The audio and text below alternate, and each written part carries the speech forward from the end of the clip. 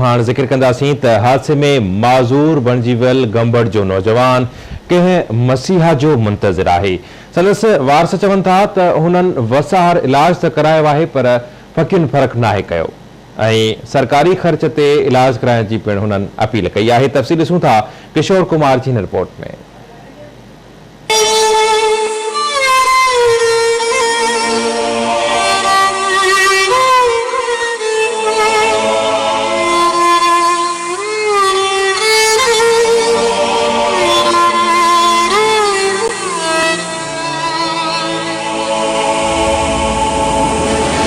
गंबड़ में 54 वरन जो पोरत रमेश कुमार मेंगवार साल टंडोलिया रोड हादसे दौरान जख्मी थी पियो हो ऐं संदसि चाचो मशहूर मल पहलवान पारूमल जख्मनि जा सूर न सहंदे फोत थी वियो हो।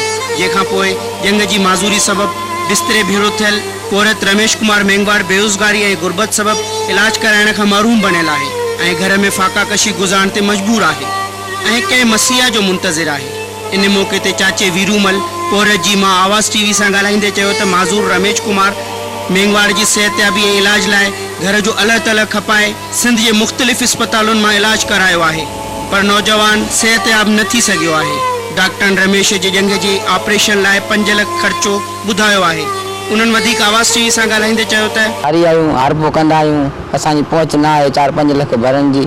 निमिस में आयासीं, उन्हनि डॉक्टर जवाबु ॾिनो, सखर वियासीं त हुते उन्हनि 4-5 लख ॿुधाया, चवंदा ट्रामा सेंटर वञो ऐं हाणे असांखे गुज़ारिश आहे त असांखे इलाज जे लाइ मदद कंदा असांजी सिंध हुकूमत खे। आयो टंडोलिया सां हिते इलाज कराइण जे लाइ, पोइ हिते त विया वरी सखर मां ई मोटी आयो, गिमस मां मोटी आयो आहे, हिते इन अस्पताल मां ई मोटी आयो, कोई इलाज नथो थिए। हे जवान बचिड़ो वेठो आहे कमाइण जे लाइ, न शादी आहे न छा आहे, बाक़ी हाणे वधी ॿुधे त हिन मदद करे हिन जो इलाज करे। थी विया तक़रीबन हे खटो पियो आहे, हिन कोई ज़रियो न आहे कमाइण जो। असां सर्दी वारनि खे रिक्वेस्ट था कयूं त महिरबानी करे हिन जो इलाज करायो वञे।